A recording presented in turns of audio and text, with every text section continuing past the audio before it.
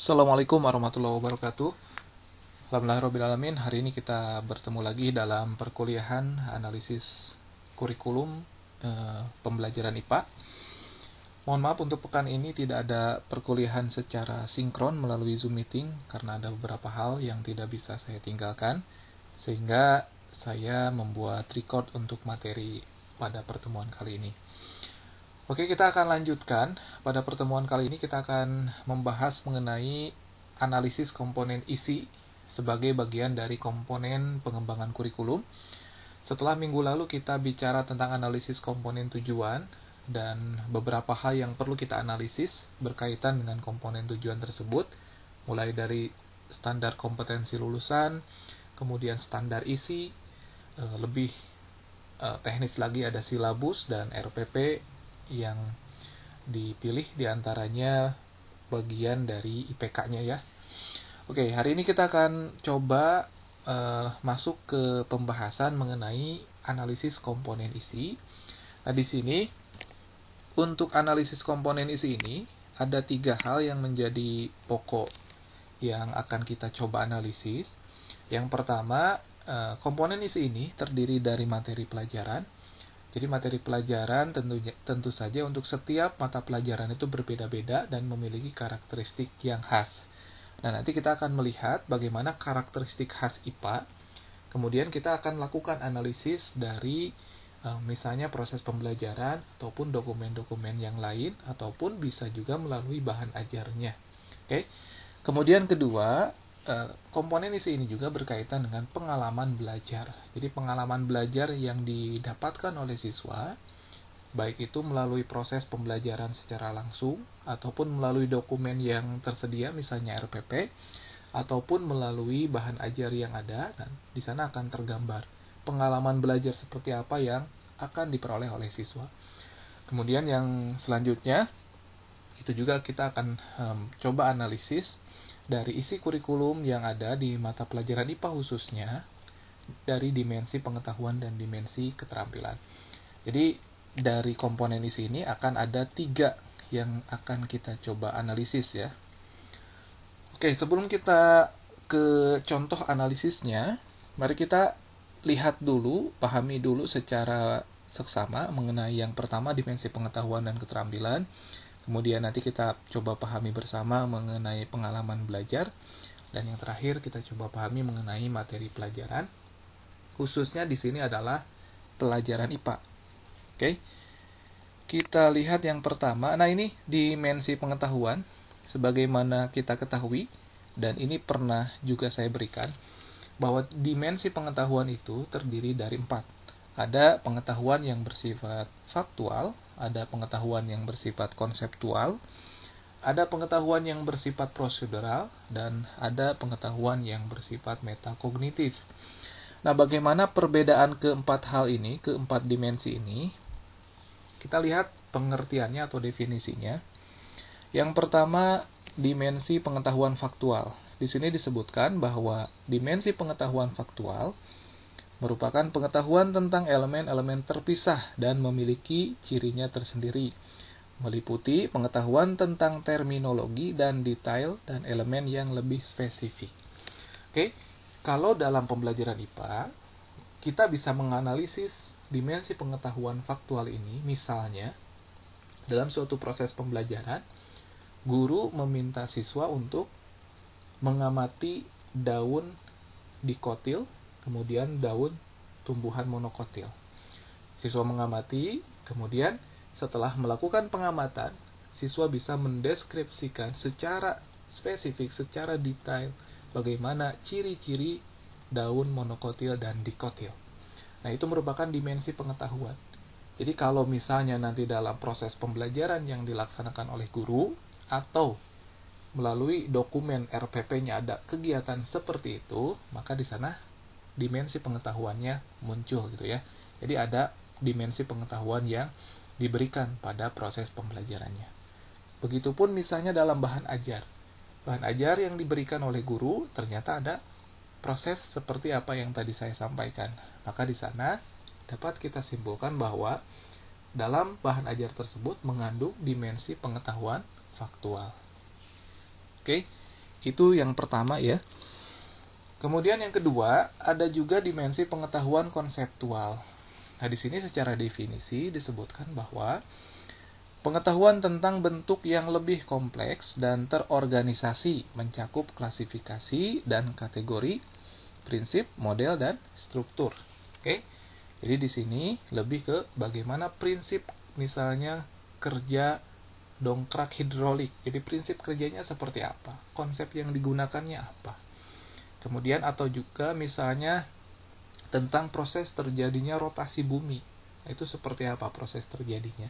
Nah, itu merupakan pengetahuan konseptual.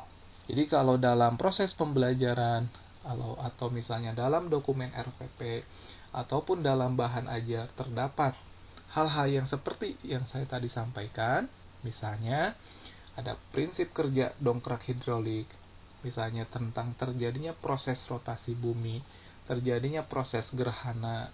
Nah, itu berarti berkaitan dengan dimensi pengetahuan konseptual. Nah, kemudian selanjutnya ada dimensi pengetahuan prosedural. Di sini disebutkan bahwa dimensi pengetahuan prosedural adalah pengetahuan tentang bagaimana melakukan sesuatu, mencakup pengetahuan dalam hal keterampilan dan algoritmik, teknik dan metode, dan model dan struktur. Oke. Jadi kalau prosedural ini lebih ke bagaimana cara membuat misalnya pesawat sederhana, ataupun bagaimana cara membuat misalnya pemodelan untuk sel hewan dan sel tumbuhan. Oke. Jadi di sini lebih ke bagaimana prosedur yang bersifat misalnya teknis atau metode. Oke. Jadi kalau misalnya dalam proses pembelajaran atau dalam dokumen RPP atau dalam bahan ajar terdapat di sana misalnya ada langkah-langkah yang membutuhkan prosedur dalam merancang sesuatu, nah berarti di sana terdapat dimensi pengetahuan prosedural. Oke, yang terakhir dalam dimensi pengetahuan ini ada yang dinamakan metakognitif. Nah, di sini kalau metakognitif itu berkaitan dengan kesadaran seseorang tentang bagaimana ia belajar, kemampuan untuk menilai kesukaran sesuatu masalah, kemampuan untuk mengamati tingkat pemahaman dirinya, kemampuan menggunakan berbagai informasi untuk mencapai tujuan, dan kemampuan menilai kemajuan belajar sendiri. Nah, untuk metakognitif sendiri, mungkin ini sekilas jarang ya dilaksanakan, baik itu dalam proses pembelajaran secara langsung maupun tertulis dalam dokumen ataupun misalnya dalam bahan ajar. Tapi kalau kita lebih jeli lagi, misalnya dalam bahan ajar atau dalam buku ajar itu sering ada misalnya coba evaluasi diri. Nah, bentuk evaluasinya ternyata berkaitan dengan bagaimana kemajuan belajar, bagaimana pemahaman kita setelah belajar. Nah, itu sebenarnya merupakan bagian dari pengetahuan metakognitif. Oke, jadi seperti itu ya untuk dimensi pengetahuan. Jadi artinya nanti kita bisa melakukan analisis secara bersama-sama nanti dalam proses pembelajaran atau dalam dokumen RPP ataupun dalam bahan ajar, buku ajar, ada dimensi pengetahuan yang sifatnya mana yang paling banyak muncul. Apakah faktual, konseptual, prosedural, ataupun metakognitif. Oke, kita lanjutkan. Oke, selanjutnya adalah dimensi keterampilan. Nah, dimensi keterampilan ini juga bisa kita amati, misalnya melalui proses pembelajaran secara langsung, ataupun dokumen RPP, ataupun bahan ajar yang digunakan. Jadi di sini secara umum dibagi dua ya keterampilan itu. Ada yang sifatnya keterampilan abstrak, ada yang termasuk keterampilan konkret. Nah, di sini ada tingkatannya nih. Menurut Dyers, untuk keterampilan abstrak itu, yang paling sederhana adalah proses mengamati. Kemudian menanya, mencoba, menalar, menyaji, sampai mengkreasi atau mengreaksi. Artinya, nanti ketika proses pembelajaran yang dilakukan oleh guru, ataupun melalui dokumen RPP yang kita analisis, atau bahan ajar yang kita analisis, terdapat poin-poin ini, Maka dapat kita simpulkan misalnya untuk proses pembelajaran materi X itu terdapat keterampilan abstrak yang diasahkan adalah ini, dan ini. Misalnya mengamati, menanya, mencoba, menalar, sampai menyaji misalnya. Nah itu nanti kita analisis, kita tuliskan, kita dokumentasikan. Begitupun untuk keterampilan konkret. Nah di sini apakah muncul, apakah disajikan, atau diasah atau tidak misalnya dalam proses pembelajaran. Nah nanti kita bisa analisis juga lewat proses pembelajaran secara langsung ataupun melalui dokumen RPP atau bahan ajar yang digunakan. Ada tidak misalnya keterampilan konkret yang diasahkan seperti misalnya imitasi, manipulasi, presisi, artikulasi, naturalisasi. Oke. Jadi di sini lebih ke bagaimana keterampilan yang ditunjukkan oleh siswa. Oke. Bisa juga dalam bentuk misalnya persepsi, kesiapan meniru, kemudian membiasakan, mahir, alami sampai orisinal. Jadi ini lebih ke bagaimana yang ditunjukkan oleh siswa ketika pembelajaran. Misalnya ketika melakukan praktikum, mungkin awalnya dia istilahnya meniru dulu, meniru apa yang guru lakukan. Kemudian setelah itu dia terbiasa memegang alat. Kemudian dia mahir dalam menggunakan alat. Sampai pada akhirnya dia itu sudah natural, gitu, sudah alami dalam melakukan percobaan-percobaan yang berkaitan dengan penggunaan alat yang asalnya itu dia kaku menggunakan alat tersebut. Sampai nanti orisinal, artinya dia sudah istilahnya mahir lebih dari alami gitu ya yang dilakukannya. Oke. Jadi ini berkaitan dengan dimensi keterampilan. Nanti ini juga kita analisis bisa dari proses pembelajaran secara langsung yang dilakukan oleh guru atau melalui dokumen RPP ataupun bahan ajar yang digunakan dalam pembelajaran tersebut. Oke, jadi itu ya yang pertama mengenai dimensi keterampilan dan dimensi pengetahuan yang menjadi bagian dari komponen yang akan dianalisis dalam komponen isi kurikulum. Oke, yang kedua yang akan dianalisis dalam komponen isi itu adalah berkaitan dengan pengalaman belajar. Nah, pengalaman belajar juga ini bisa kita analisis dari mana? Bisa dari proses pembelajaran yang dilakukan oleh guru. Jadi kita menyaksikan secara langsung, mengamati secara langsung, atau melalui RPP-nya, dokumen RPP-nya. Oke, atau dari bahan ajar yang diberikannya. Oke. Terutama di sini sebenarnya untuk pengalaman belajar ini itu bisa kita analisis dari RPP dan kegiatan secara langsung pembelajaran. Karena di sini kita merujuk pada kerucut pengalaman dari Dell ya. Oh, di sini Loper. Di mana untuk pengalaman itu terdiri dari ada proses membaca, mendengarkan, lihat gambar, diagram, lihat video atau film, lihat demonstrasi, terlibat dalam diskusi, menyajikan atau presentasi, bermain peran, melakukan simulasi, atau mengerjakan hal yang nyata.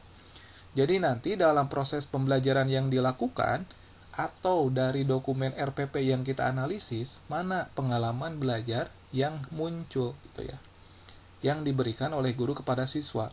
Apakah siswa diminta untuk membaca? Apakah siswa diminta untuk mendengarkan?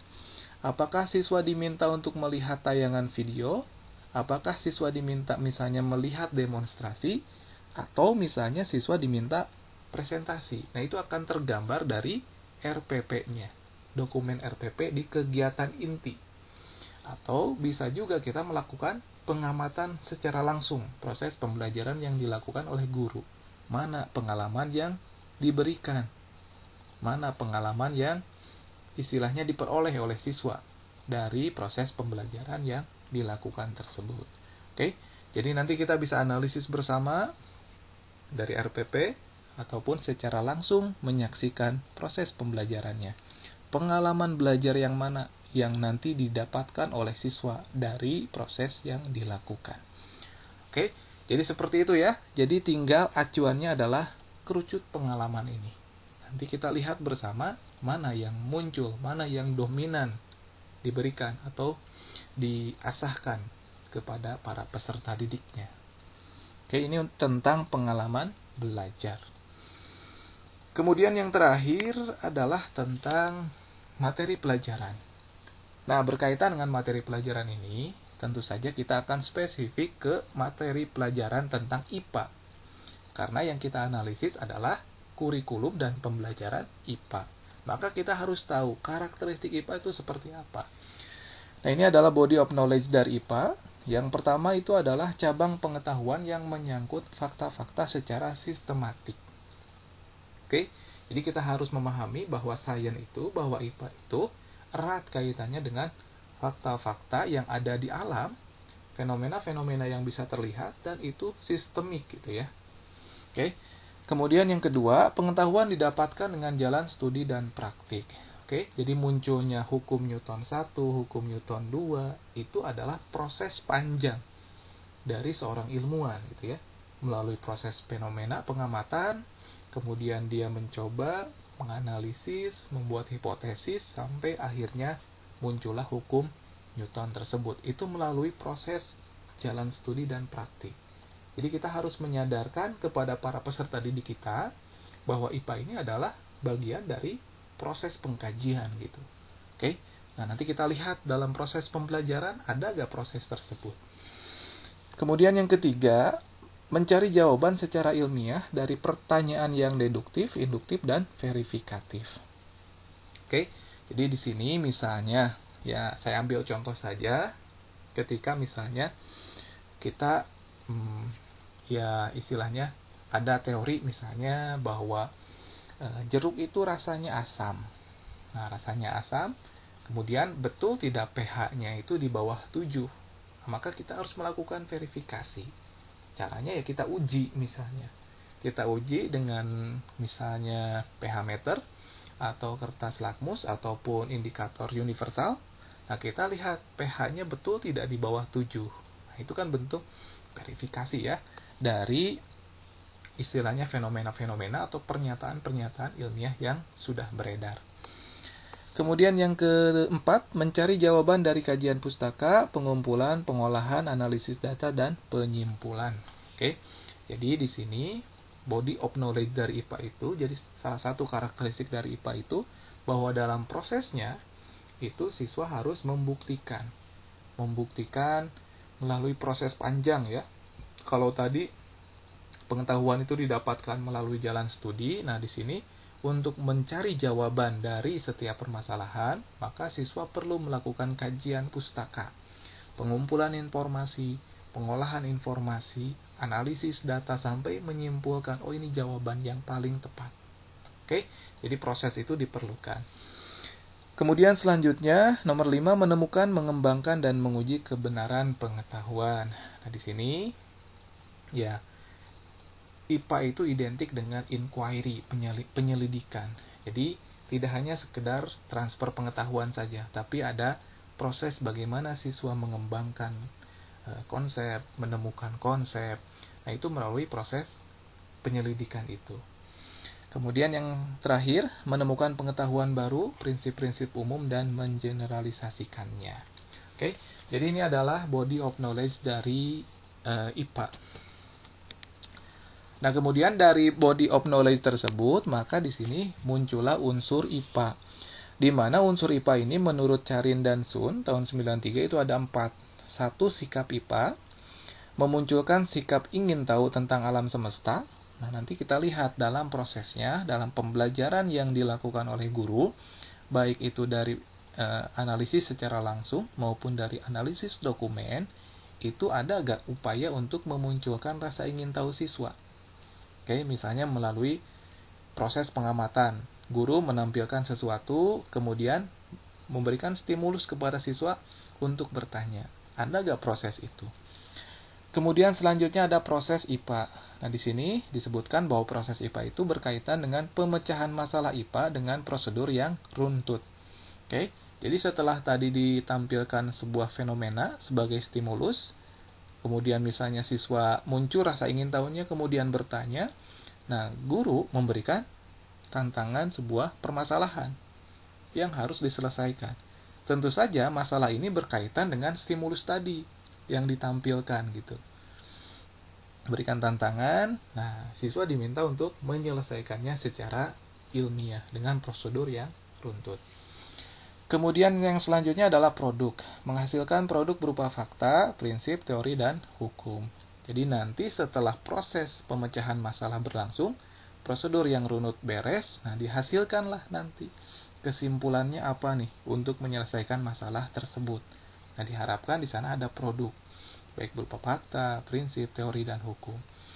Yang terakhir adalah aplikasi. Jadi di sini penerapan metode ilmiah dan konsep IPA dalam kehidupan sehari-hari. Jadi, apa yang sudah dibangun di kelas, apa yang sudah diasahkan di kelas, idealnya itu diterapkan dalam kehidupan sehari-hari. Sehingga pembelajaran yang dilakukan itu lebih bermakna. Oke? Itu adalah unsur IPA. Dan tentu saja ini harus menjadi bagian yang kita analisis. Karena ini bagian dari karakteristik materi pelajaran. Oke? Nah ini saya rasa sudah hampir sama dengan yang unsur IPA. Jadi ada konsep, ada prinsip, ada teori, ada hukum. Nah, kita lanjutkan saja ke bagaimana contoh untuk proses analisisnya. Oke. Jadi di sini saya coba tampilkan salah satu dokumen RPP, khususnya kegiatan inti yang saya tampilkan, oke. Jadi di sini ada pendahuluan, ada motivasi. Nah, di orientasi masalah. Bagaimanakah langkah-langkah mengamati sel hewan dan tumbuhan dengan mikroskop? Gambar dan sebutkan bagian-bagian sel hewan dan sel tumbuhan hasil pengamatan. Apakah perbedaan sel hewan dan sel tumbuhan? Oke, jadi di sini adalah orientasi masalahnya. Mungkin di sini guru memberikan istilahnya fenomena dulu di sini sehingga muncullah pertanyaan-pertanyaan stimulus ini. Nah, masuk kategori mana ini nanti misalnya? Nah, yang harus dianalisis adalah ini. Oke. Yang pertama, dimensi pengetahuan. Ada nggak dimensi pengetahuan faktual pada kegiatan pembelajaran ini? Oke. Ingat tadi, pengetahuan faktual itu cirinya adalah, atau contoh sederhananya adalah, siswa diminta untuk mengamati sesuatu secara nyata, kemudian siswa bisa mendeskripsikan perbedaan apa yang dia, atau mendeskripsikan ciri-ciri secara spesifik apa yang dia amati. Oke, contoh misalnya di sini ada tidak proses siswa mengamati sel hewan atau sel tumbuhan. Oke, kalau ada misalnya siswa diminta untuk mengamati proses ataupun gambar sel hewan dan sel tumbuhan. Siswa diminta mengamati kemudian bisa mendeskripsikan perbedaan keduanya. Nah, berarti di sana ada dimensi faktual. Oke. Kemudian dimensi konseptual ada tidak pada kegiatan pembelajaran ini? Apa tadi dimensi konseptual? Yaitu berkaitan dengan prinsip. Prinsip kerja dongkrak hidrolik, proses terjadinya rotasi bumi. Di sini ada tidak? Misalnya di sini peserta didik memprediksi perbedaan sel hewan dan sel tumbuhan melalui pengamatan. Nah, berarti di sini siswa diminta untuk mengamati sehingga nanti diharapkan bisa memprediksi perbedaan sel hewan dan sel tumbuhan. Oh, berarti faktualnya ada. Oke. Nah, tadi kalau konseptual itu berkaitan dengan prinsip kerja ya. Kita lihat. Peserta didik melakukan pengamatan sel hewan dan sel tumbuhan menggunakan mikroskop. Nah, ini faktual ya. Peserta didik melakukan diskusi dan analisis berdasarkan hasil pengamatan. Peserta didik membuat gambar berdasarkan hasil pengamatan dan analisisnya. Peserta didik mempresentasikan gambar dan hasil analisis data. Guru mengklasifikasikan hasil analisis peserta didik.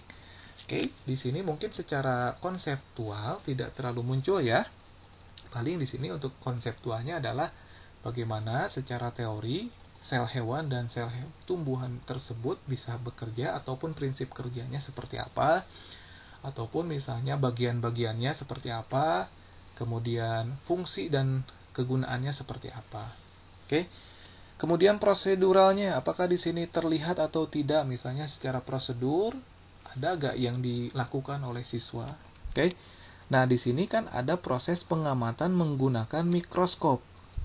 Nah, tentu saja dalam penggunaan mikroskop itu ada langkah-langkahnya. Apakah itu misalnya menyiapkan preparat, menyiapkan sampel, kemudian memasukkan sampel ke bagian mikroskop, kemudian mengamati. Nah, itu kan bagian dari proses pengetahuan prosedural. Oke. Jadi walaupun di sini tidak dirincikan, tapi karena ada kata-kata menggunakan mikroskop, artinya siswa diarahkan untuk menggunakan mikroskop secara runut. Bagaimana langkah-langkahnya? Yang benar itu seperti apa? Oke. Jadi di sini pengetahuan prosedural yang diajarkannya adalah bagaimana siswa menggunakan mikroskop. Kemudian metakognitif. Nah, kalau di sini mungkin metakognitif tidak terlalu muncul ya, tidak terlalu dimunculkan. Walaupun di sini sebenarnya ada peserta didik mempresentasikan gambar dan analisis dan hasil analisis data. Nah, mungkin di sini baiknya peserta didik itu melakukan istilahnya evaluasi terhadap apa yang sudah digambarnya. Jadi setelah semuanya presentasi, kemudian semua gambarnya dipajang, misalnya ditempelkan, kemudian masing-masing mengevaluasi apa yang sudah digambarnya, kemudian disesuaikan dengan bentuk ataupun gambar sel yang dari buku. Sudah benar atau belum misalnya. Oke. Jadi seperti itu ya. Jadi untuk dimensi pengetahuan nanti bisa dilihat. Faktualnya tadi ada ya, karena di sini melakukan proses pengamatan sel hewan dan sel tumbuhan, sehingga siswa nanti bisa memprediksi, bisa mendeskripsikan ciri-ciri perbedaannya. Oke, secara konseptual tadi pastinya ada, di sini berkaitan dengan bagaimana sel hewan tersebut kegunaannya, sel tumbuhan seperti apa. Kemudian secara prosedural, di sini berkaitan dengan penggunaan mikroskop. Langkah-langkah penggunaan mikroskop yang benar itu seperti apa. Oke. Seperti itu. Kemudian selanjutnya ada dimensi keterampilan. Jadi nanti di sini deskripsikan ya. Misalnya faktual. Faktualnya tinggal deskripsikan. Dalam dokumen RPP yang sudah dibuat, terdapat proses pengamatan sel hewan dan sel tumbuhan, sehingga siswa diharapkan bisa mendeskripsikan perbedaan antara sel hewan dan sel tumbuhan. Jadi ada proses pengamatan secara langsung. Konseptualnya misalnya di sini berkaitan dengan bagaimana cara kerja sel hewan dan sel tumbuhan. Proseduralnya di sini berkaitan dengan tadi kalau yang ada di RPP tersebut adalah bagaimana penggunaan mikroskop yang baik dan benar sesuai prosedur. Kalau metakognitif tadi tidak terlalu muncul ya. Oke, itu untuk dimensi pengetahuan. Selanjutnya ada dimensi keterampilan. Oke, tadi ingat keterampilan itu ada yang konkret, ada yang abstrak. Apa yang diasahkan pada proses pembelajaran yang dilakukan dengan dokumen RPP ini? Di sini ada proses tadi mengamati ya. Berarti proses atau keterampilan pengamatan, mengamati. Jadi kalau kita lihat kembali, nah ini kan ada mengamati. Ada gak menanya, mencoba, menalar, menyaji, mengkreasi ya. Oke, jadi ini ya lebih ke keterampilan abstrak yang ditampilkan di RPP ini. Jadi di sini ada proses pengamatan, berarti siswa melakukan pengamatan terhadap sel hewan dan sel tumbuhan. Kemudian di sini ada proses diskusi, ada proses analisis. Jadi siswa dilatih untuk melakukan analisis.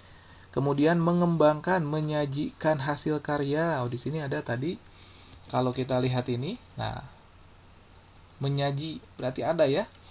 Kemudian mengkreasi, menggambar sel hewan dan sel tumbuhan hasil dari pengamatannya. Menalar di sini kaitannya tadi bagaimana dia menganalisis data, menganalisis hasil pengamatannya tersebut.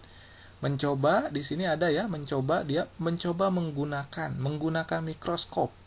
Mengamati ya tentu saja kalau mengamati tadi dalam setiap prosesnya kemungkinan besar ada. Oke. Jadi secara umum dari RPP yang ada itu keterampilan abstrak yang diasahkan hampir ada semua.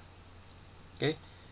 Nah, untuk proses keterampilan konkret di sini tidak terlihat ya, di dalam RPP-nya tidak dijelaskan apakah dalam penggunaan mikroskop tersebut misalnya guru memberikan contoh dulu, kemudian siswa mencoba, meniru, kemudian membiasakan sampai mahir itu tidak terlihat ya dalam RPP-nya.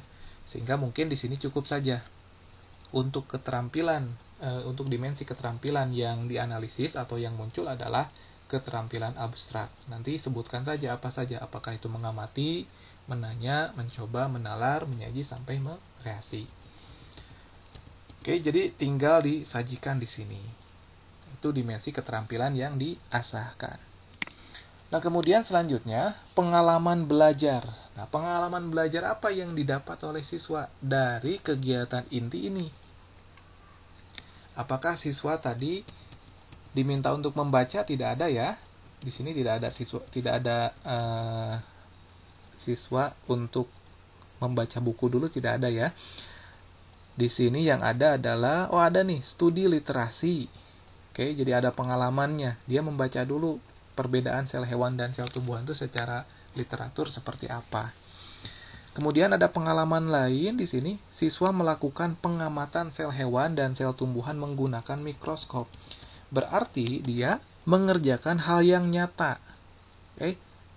Dia mengerjakan hal yang nyata dengan melakukan pengamatan secara langsung melalui mikroskop. Jadi pengamatannya bukan dari gambar, bukan dari video, tapi ini nyata. Sel tumbuhan ada yang diamati, sel hewan ada yang diamati menggunakan mikroskop. Berarti pengalaman belajar yang didapatkan oleh siswa adalah mengerjakan hal yang nyata. Oke, jadi dari proses ini ada pengalaman dia mengerjakan sesuatu yang real. Peserta didik melakukan diskusi dan analisis, kemudian ada presentasi juga ya. Jadi di sini bisa kita lihat, nah ini menyajikan presentasi, terlibat dalam diskusi juga ada.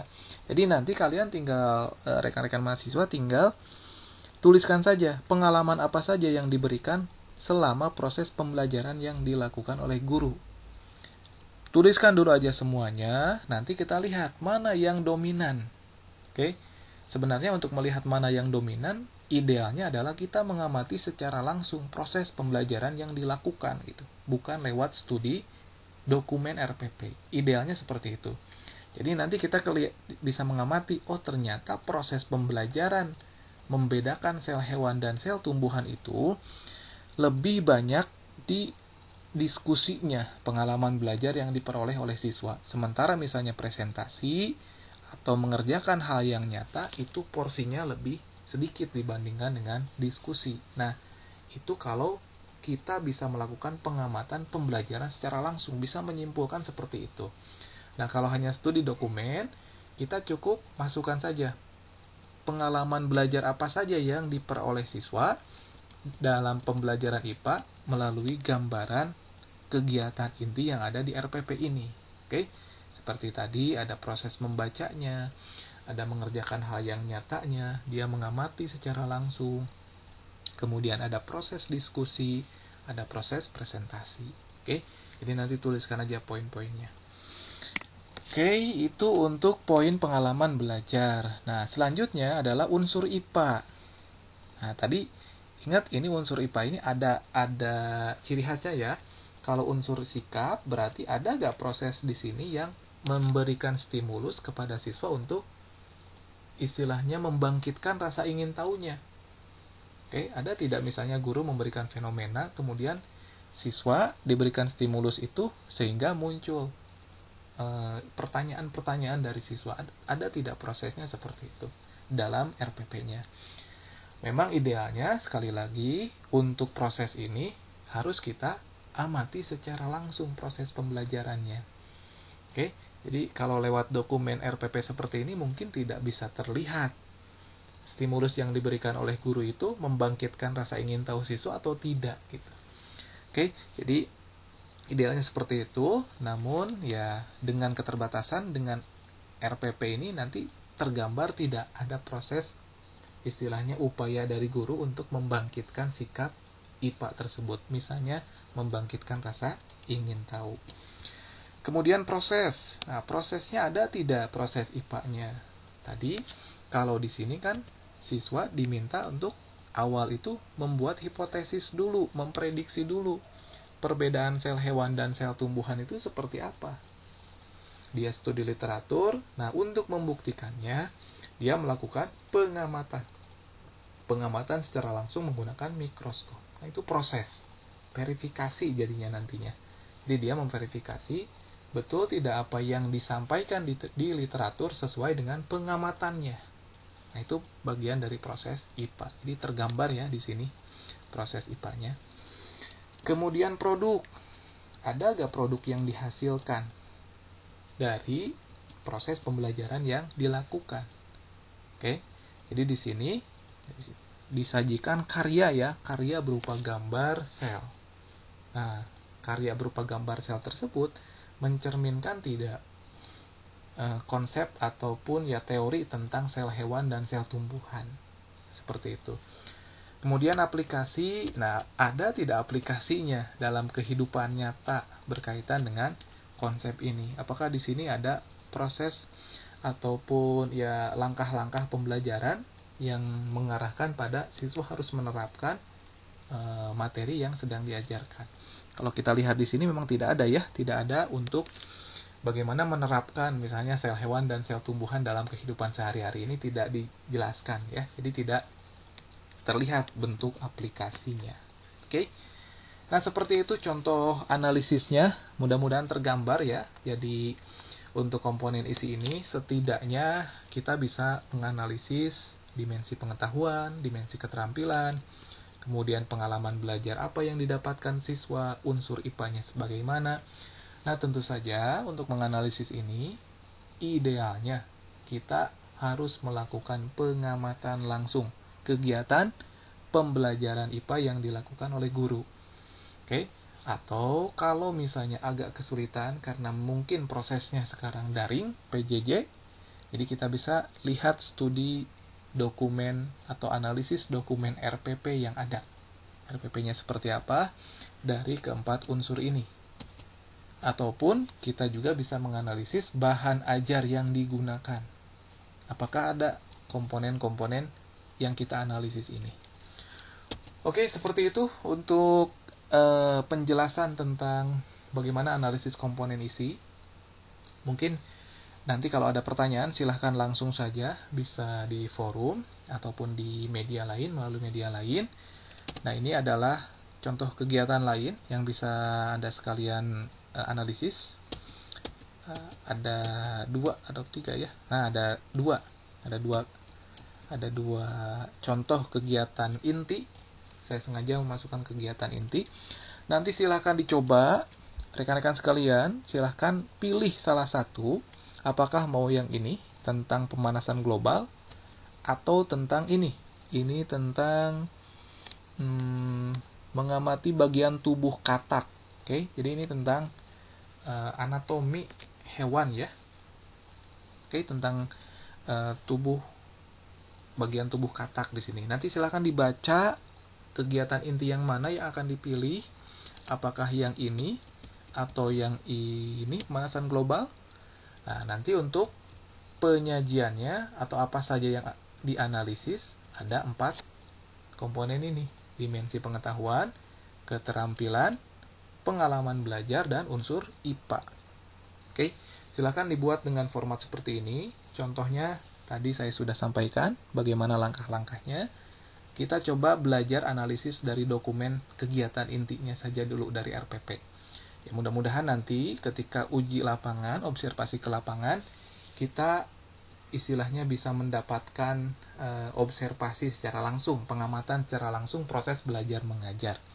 Nah, tentu saja di sini perlu ditekankan ketika melakukan pengamatan kepada guru yang sedang mengajar, kita bahasanya bukan melakukan observasi, tapi kita belajar kepada yang sudah tahu lapangan.